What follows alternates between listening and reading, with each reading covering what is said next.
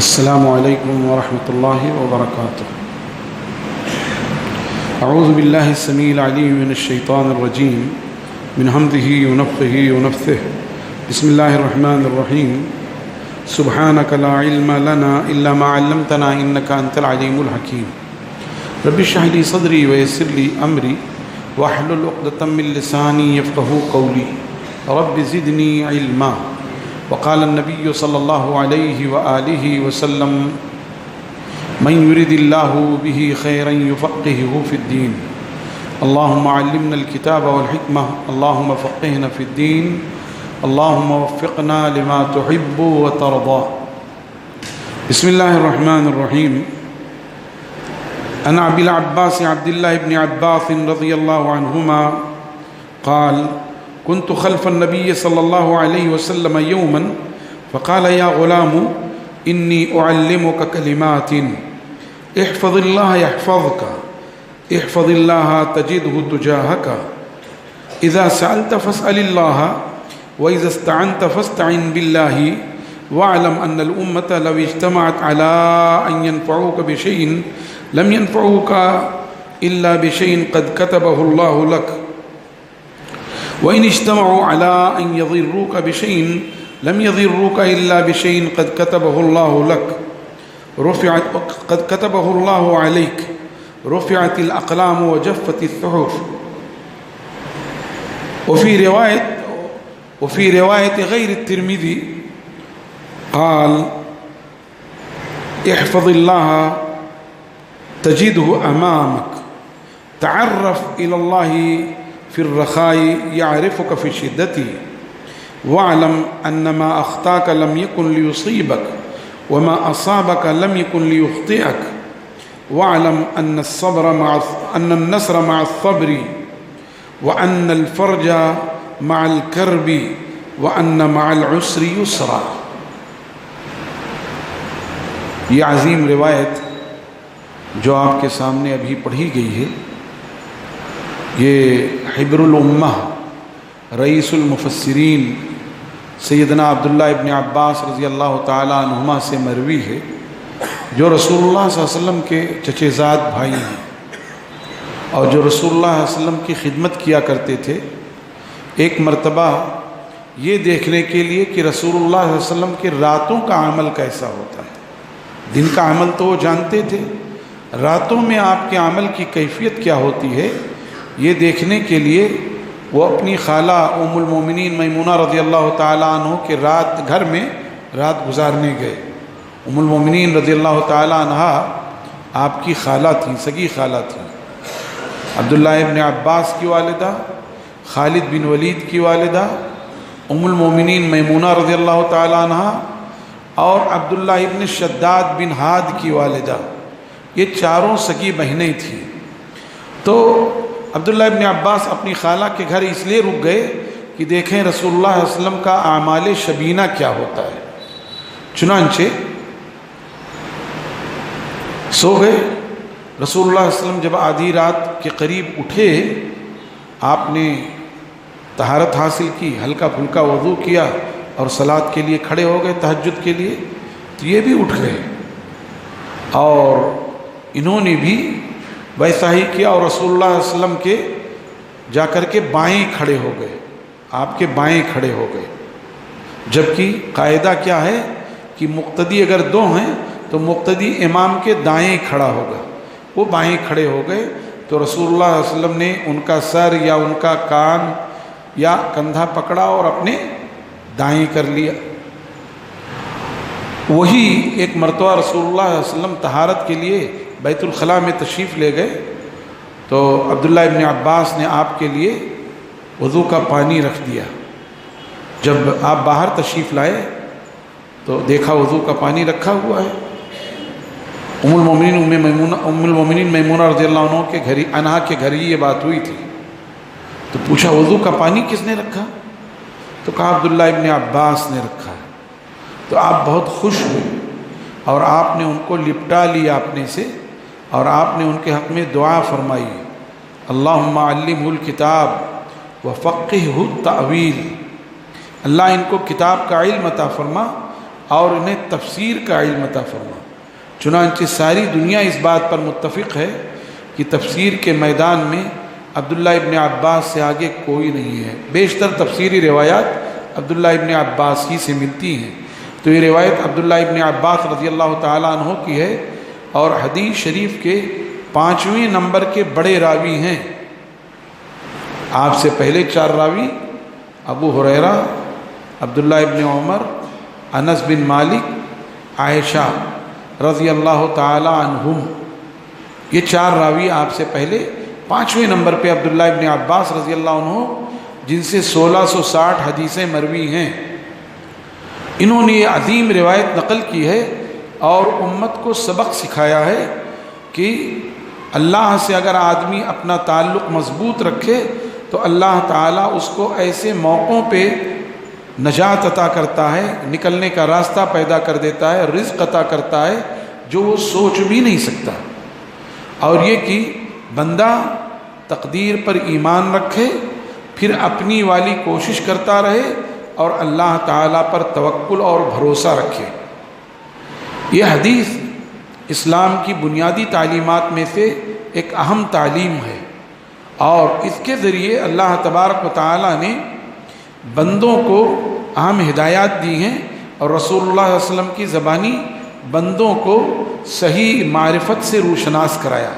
چنانچہ عبداللہ ابن عباس کہتے ہیں کہ میں رسول اللہ صلی اللہ علیہ وسلم کے پیچھے پیچھے تھا، یا تو آپ کی سواری پر پیچھے بیٹھے ہوئے تھے، یا آپ اور عبداللہ ابن عباس چل رہے تھے اور عبداللہ ابن عباس پیچھے تھے۔ تو آپ نے فرمایا یا غلام انی اعلمک کلمات، عزیزم میں کچھ باتیں بتانا چاہتا ہوں۔ کسی کو اگر کوئی اہم بات بتانی ہے تو پہلے اسے مخاطب کر لینا چاہیے تاکہ سامنے والا یکسو ہو جائے اور دل اور دماغ کے ساتھ متوجہ ہو جائے۔ چنانچہ کہا یا غلام انی اعلمک کلمات، عزیزم میں تمہیں کچھ قیمتی باتیں، کچھ اہم باتیں بتانا چاہتا ہوں۔ احفظ اللہ یحفظک، اللہ تعالیٰ کو یاد رکھو، اللہ تمہیں یاد رکھے گا۔ اسی چیز کو قرآن پاک میں کیا کہا، فاذکرونی اذکرکم واشکروا لی ولا تکفرون، تم مجھے یاد رکھو میں تمہیں یاد رکھوں گا، میرے شکر گزار بندے بن کر رہو اور میری ناشکری نہ کرنا۔ اور اسی چیز کو حدیث قدسی میں اللہ تعالیٰ نے فرمایا کہ جب میرا بندہ میرا ذکر کسی مجلس میں کرتا ہے تو میں اس سے بہتر مجلس میں اس کا ذکر کرتا ہوں، ملأ اعلیٰ میں اس کا ذکر کرتا ہوں۔ اور اللہ کو یاد کرنے کا مطلب یہ ہے کہ اللہ کے احکام پر عمل، جن چیزوں کا حکم دیا ہے اس پر عمل کرنا، جن چیزوں سے روک دیا ہے اس سے رک جانا، پوری طرح سے اس کی اطاعت و فرما برداری۔ چنانچہ یہی کہا احفظ اللہ یحفظک، اللہ کو یاد رکھو اللہ تمہاری حفاظت فرمائے گا۔ احفظ اللہ تجدہ تجاہک، اللہ کو یاد رکھو اللہ کو اپنے سامنے پاؤ گے۔ اسی چیز کو اللہ تعالیٰ نے فرمایا ان تنصر اللہ ینصرکم ویثبت اقدامکم، اگر تم اللہ کی مدد کرو گے، اللہ کی کوئی کیا مدد کر سکتا ہے؟ وَلِلَّهِ مُلْكُ السَّمَاوَاتِ وَالْأَرْضِ، اللہ ہی کے لیے ہے زمین و آسمان کی بادشاہت اور ملکیت، تو اللہ کی کوئی کیا مدد کر سکتا ہے؟ مراد یہ ہے کہ اللہ کے دین کی مدد کرو گے، اللہ کے رسول کی مدد کرو گے، اللہ کی کتاب کی مدد کرو گے، ینصرکم تو تمہاری مدد فرمائے گا، وَيُثَبِّتْ أَقْدَامَكُمْ اور دشمنوں کے مقابلے میں تمہارے قدم جما دے گا۔ وہی فرمایا احفظ اللہ تجدہ تجاہک، اللہ کو یاد رکھو تم اسے اپنے سامنے پاؤ گے۔ اور کیا کہا وَاعْلَمْ أَنَّ الْأُمَّةَ، اور فرمایا اذا سألت فاسأل اللہ، جب کچھ مانگنا ہو تو صرف اللہ سے مانگو، حاجت روا مشکل کشا صرف اور صرف اللہ تعالیٰ ہے، کوئی پیر فقیر ملنگ ابدال قطب کوئی کچھ نہیں کر سکتا۔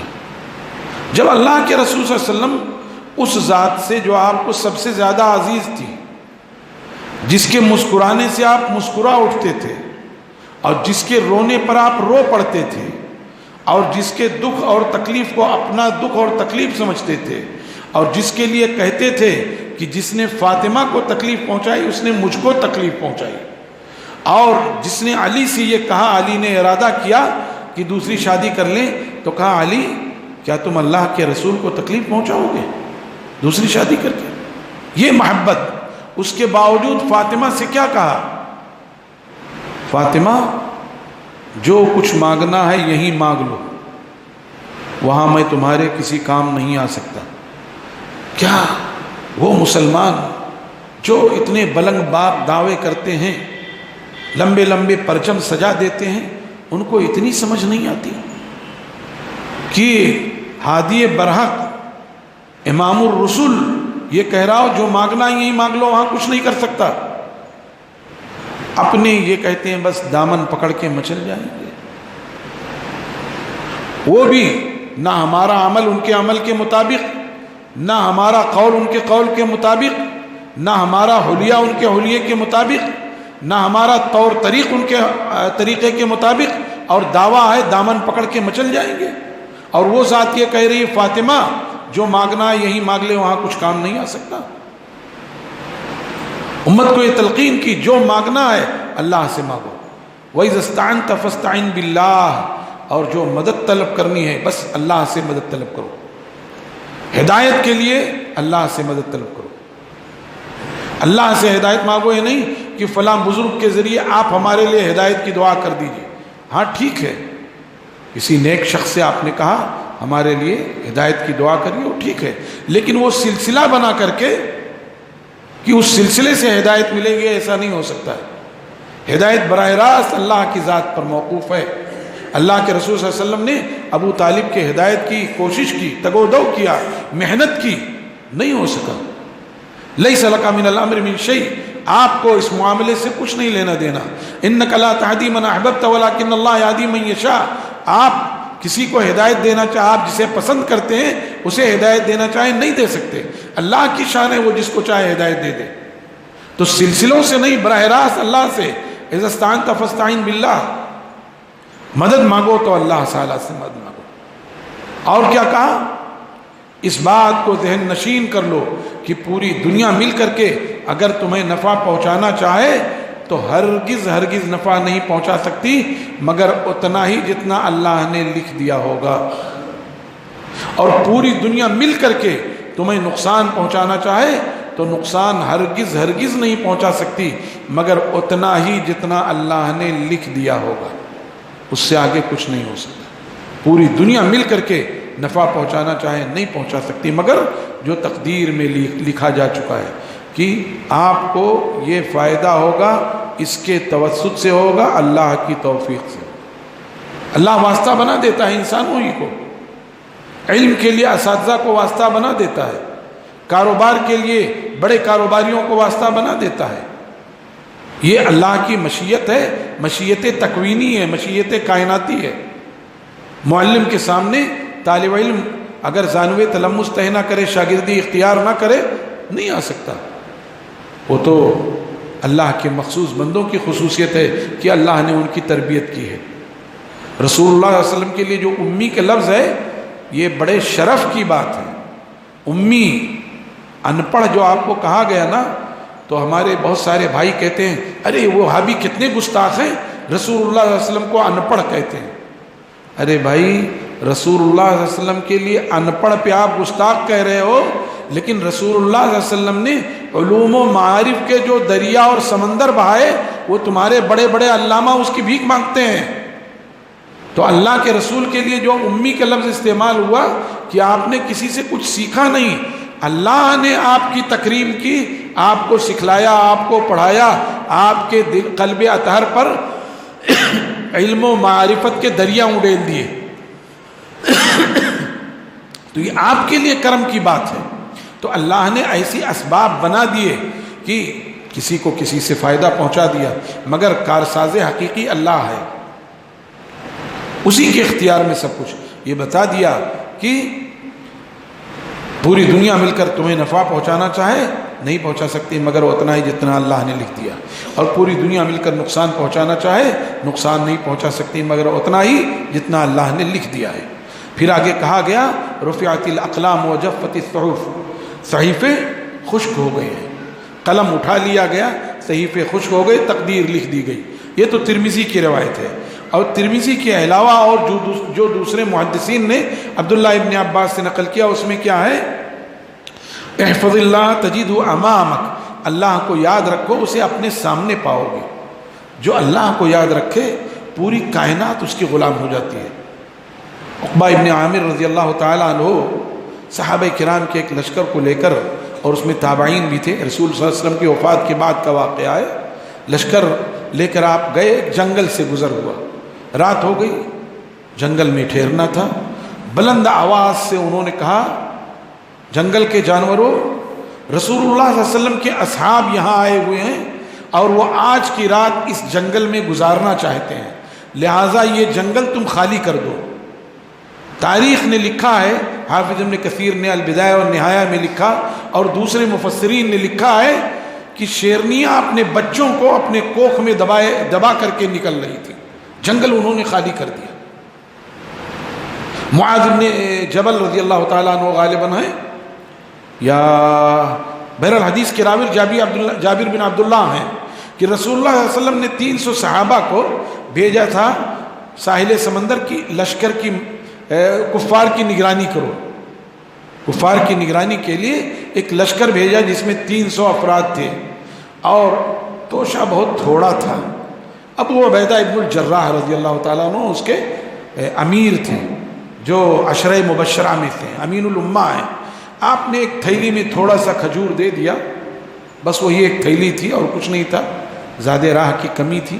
ابو عبیدہ رضی اللہ عنہ لوگوں کو ایک ایک کھجور دے دیتے تھے، اسی سے دن بھر گزر ہو جاتا.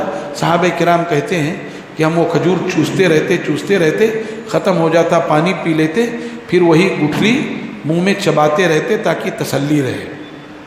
حالت یہ ہو گئی تھی کہ کھجور کے درختوں کے پتے بھگو کر کے کھاتے.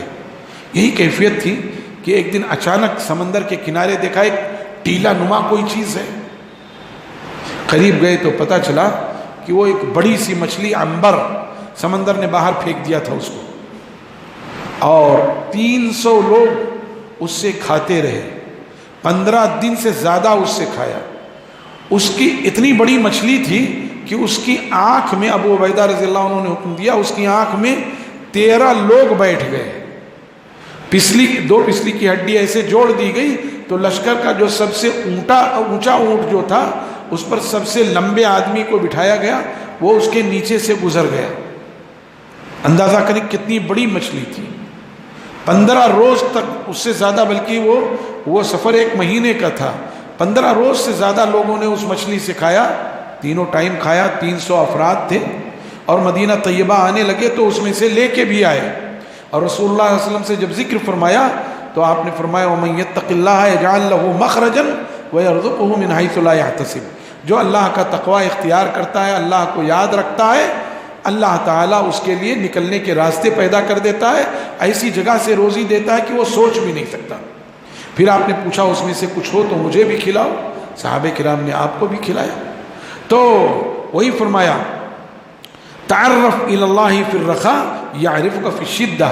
اللہ کو جب آپ کو کشادگی ہو، جب دولت کی ریل پیل ہو، کھانے پینے کی فراوانی ہو، اس وقت اللہ کو یاد رکھو.